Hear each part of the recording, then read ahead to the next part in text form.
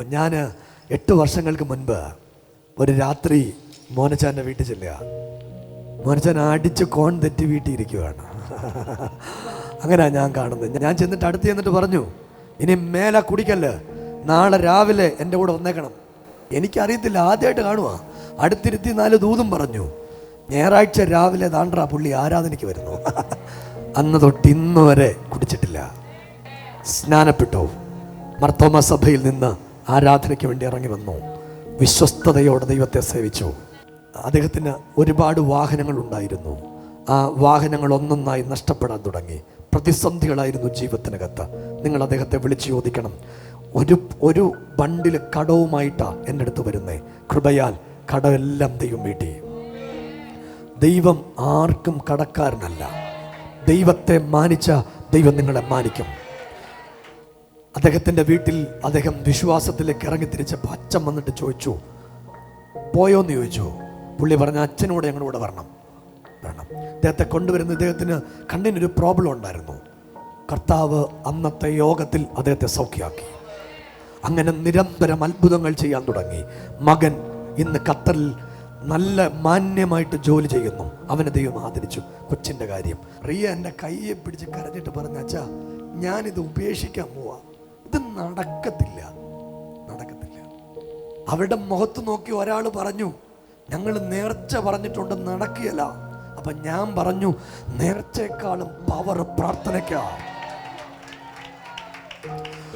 ആഭിചാരത്തെക്കാളും power പ്രാർത്ഥനയ്ക്കാ, മന്ത്രവാദത്തെക്കാളും power പ്രാർത്ഥനയ്ക്കാ. ഏത് പ്രതികൂലത്തിനും അപ്പുറത്ത് പ്രാർത്ഥിക്കുന്നവനെ തള്ളിക്കളയാത്ത ദൈവത്തിന്റെ സാന്നിധ്യമുണ്ട്.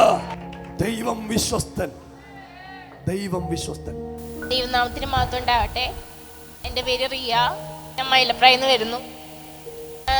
കഴിഞ്ഞ 8 വർഷം ദൈവം അത്ഭുതം മാത്രമേ എനിക്ക് പ്രവർത്തിച്ചിട്ടുള്ളൂ. ചെറുതും വലുതുമായിട്ടുള്ള ഒരുപാട് അത്ഭുതങ്ങളുണ്ട് എനിക്ക് പറയാൻ. അത് ഇന്ന് ദിവസം തീരത്തില്ല. അത്രയ്ക്ക് അത്ഭുതം എനിക്ക് ചെയ്തിട്ടുണ്ട്. എൻ്റെ ഒരു നല്ലൊരു പ്രായത്തിലാണ് ഞാൻ ദൈവത്തെ കണ്ടുമുട്ടിയത്.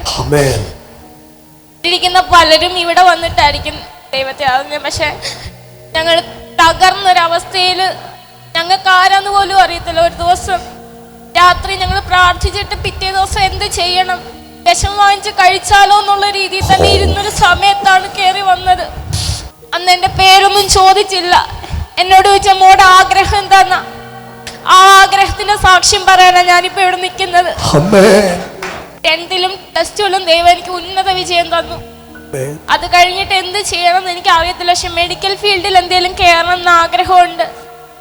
നീറ്റ് എക്സാം ക്ലിയർ ചെയ്തു. പക്ഷെ ഡോക്ടർ എടുക്കാനുള്ള ഒരു പൊസിഷൻ കിട്ടിയില്ല. അതിനുള്ള പേയ്മെന്റും കൊടുക്കാനുള്ള ഞങ്ങൾക്കില്ല. ഞങ്ങൾ ദൈവത്തെ അറിഞ്ഞതിൽ ഞങ്ങൾ ഒരുപാട് പേര് തള്ളിക്കളഞ്ഞു, ഉപേക്ഷിച്ചു, നിന്ദിച്ചു. പക്ഷെ ഞങ്ങൾക്ക് ആരോടും പരാതിയോ ഒന്നുമില്ല. സ്നേഹം മാത്രമേ ഉള്ളൂ. ദൈവം ഉണ്ടല്ലോ, എന്റെ സ്പിരിച്വൽ ഫാദറായി നിൽക്കുന്നത്. എനിക്ക് എന്ത് സപ്പോർട്ട് ഉണ്ടെങ്കിലും ഞാൻ കരയുന്നത് എന്റെ പാസ്റ്ററുടെ മുന്നിൽ മാത്രമാണ്. ഞാനങ്ങനെ ജർമ്മൻ ഭാഷ പഠിച്ച് ഞാൻ B1 കംപ്ലീറ്റ് ചെയ്തിട്ട് B1ന്റെ ഡേറ്റ് എടുത്തതാ. പക്ഷെ മാറിപ്പോയി B2 ആയി എഴുതിയത്. അതും പാസ്സായി. അത് കഴിഞ്ഞിട്ട് B2ന്റെ 2 സബ്ജക്റ്റും കൂടെ കിട്ടാനുണ്ടായിരുന്നു. പക്ഷെ ആ ഒരു ടൈം പീരീഡിൽ ജർമ്മൻ നല്ല ഹൈപ്പിൽ നിൽക്കുന്നതുകൊണ്ട് ഡേറ്റ് കിട്ടുന്നില്ലായിരുന്നു. അങ്ങനെ പ്രാർത്ഥിച്ചു. ഒരു വട്ടം എക്സാം ഫെയിലായി.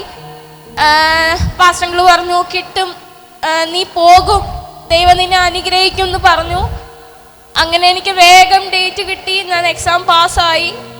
പല ഏജൻസിയോടും പേപ്പർ വർക്കിൻ്റെ കാര്യം സംസാരിച്ചു. നല്ല റേറ്റാണ്. അങ്ങനെ ഞാൻ സെൽഫായിട്ട് കുറേ ഇടത്ത് അപ്ലൈ ചെയ്തു. ദൈവം എനിക്ക് നല്ല കുറേ ഓഫർ തന്നു. അതിൽ ഞാൻ വേഗം ഒരെണ്ണം സെലക്ട് ചെയ്തു.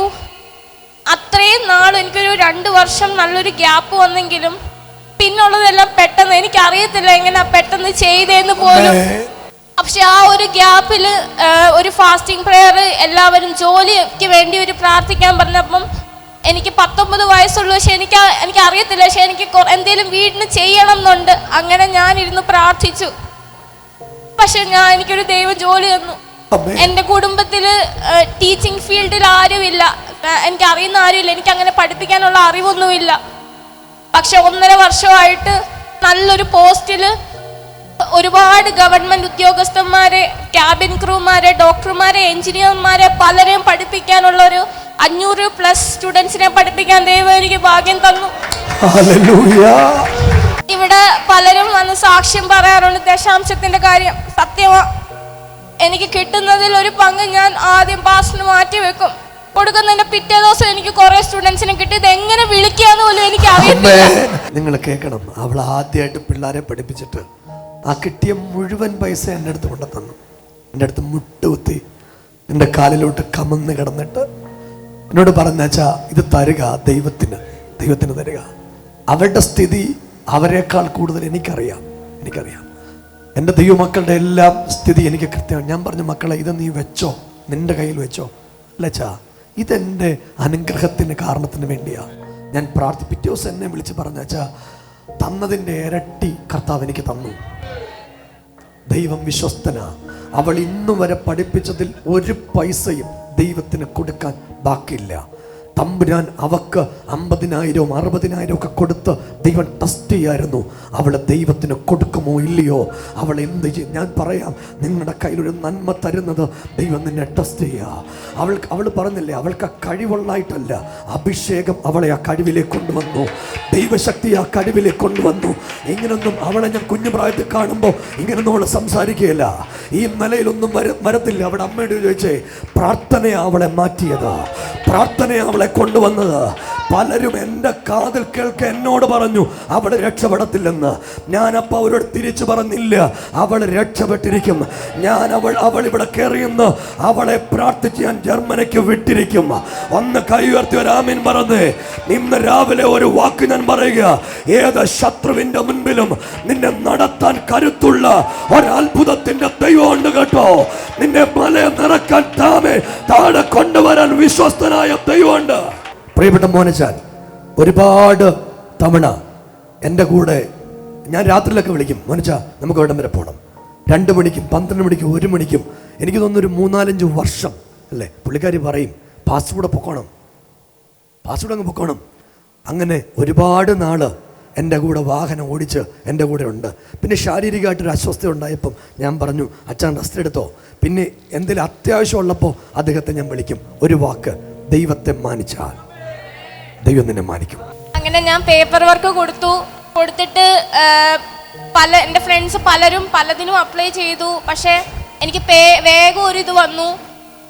അങ്ങനെ വിസയുടെ ഡേറ്റ് എടുക്കാൻ വേണ്ടിയിട്ട് നല്ല ടാസ്ക് ആയിരുന്നു. പക്ഷെ എനിക്ക് 4 ദിവസം കൊണ്ട് വിസയുടെ ഡേറ്റ് കിട്ടി. അങ്ങനെ വിസയ്ക്ക് അപ്ലൈ ചെയ്ത് കഴിഞ്ഞ് 2 ദിവസം കഴിഞ്ഞപ്പോഴത്തേക്ക് എൻ്റെ ഫ്രണ്ട്സിനൊക്കെ റിജക്ഷൻ വന്നു. എനിക്ക് വിസ വരുന്നതിന് തൊട്ട് മുന്നത്തെ ദിവസം എൻ്റെ ഫ്രണ്ട് വിളിച്ചിട്ട് പറഞ്ഞു, എടി പോയടി, ഞങ്ങൾക്ക് വിസ റിജക്ഷൻ വന്നത് വെറും 2500 രൂപ കുറവ് വന്നതിന് വിസ റിജക്ഷൻ വന്നു. അപ്പോൾ അവരുടെ അത്രയും പോലും എനിക്ക് സാലറി ഇല്ല. അപ്പോൾ എനിക്ക് നിരാശയായി, ഇവരോട് പറയാൻ പറ്റത്തില്ല. ഞാൻ ഇരുന്ന് പ്രാർത്ഥിച്ചു. കഴിഞ്ഞ സൺഡേ ഫാസ്റ്റിംഗ് പ്രെയർ കത്രിമേശ നടന്നു. എനിക്ക് തീരെ വയ്യ, ഭയങ്കര പനിയായിരുന്നു. അപ്പം ഞാൻ വീട്ടിൽ ഇരുന്ന് കഴിഞ്ഞപ്പോൾ എനിക്ക് കൊറിയർ വന്നു. സൺഡേ കൊറിയർ വരത്തില്ല, സൺഡേ ഇതിന് വിസയുടെ കൊറിയർ വരത്തില്ല. പക്ഷെ ദൈവം അത്ഭുതം ചെയ്തു, 1 ദിവസം കൊണ്ട് കൊറിയർ വന്നു, വിസ വന്നു. നിങ്ങളെ കൈയൊന്നടിച്ച ദൈവത്തിന് ഉറച്ചൊരാമയും പറഞ്ഞു. കഴിഞ്ഞ ഞായറാഴ്ച നമ്മുടെ ഉപവാസ പ്രാർത്ഥന നടക്കുമ്പോൾ അവക്ക് കൊറിയർ വന്നു, വിസ വന്നു. വിശ്വസ്തൻ. അവിടെ കൂടെ കൊടുത്ത എല്ലാവർക്കും റിജക്ഷൻ വന്നപ്പോൾ ദൈവം വിസ അടിച്ച് കൈ കൊടുത്തു. കർത്താവ് മറക്കുമോ? ഇല്ല, മറക്കില്ല. വിശ്വസ്തനാണ്. ദൈവം അനുഗ്രഹിച്ചു. 1-ാം തീയതി പോവാ. ഈ ചൊവ്വാഴ്ച പോവാണ്. നിങ്ങൾ ഓർത്ത് പ്രാർത്ഥിക്കണം മക്കളെ. നമ്മുടെ ഒരുപാട് പേരവിടെ ഉണ്ട്, ഒരുപാട് ആളുകൾ. നമ്മളവിടെ എലോഹിമിൻ്റെ ചർച്ച അവിടെ തുടങ്ങും. നമ്മൾ ജർമ്മനിയിൽ എലോഹിമിൻ്റെ ചർച്ച ഉണ്ടാകും. അവിടെ നമുക്ക് സ്ഥലമുണ്ടാകും. അവിടെ അഭിഷക്തന്മാരെ ഒരു ഫ്ലൈറ്റ് ബുക്ക് ചെയ്ത് എല്ലാവരും കൂടെ ഞാൻ കൊണ്ടുപോകും. കൈ അടിച്ച ദൈവത്തിനൊരു സ്തോത്രം പറഞ്ഞേര്. നമ്മളെല്ലാവരെയും കൂടെ ജർമ്മനിക്ക് കൊണ്ടുപോകും. നിങ്ങൾ അവിടെ പോയിട്ട് കർത്താവിന് വേണ്ടി നിൽക്കണം കേട്ടോ. ദൈവം അനുഗ്രഹിക്കും. മനുഷ്യ, ഐ ബ്ലസ് യു.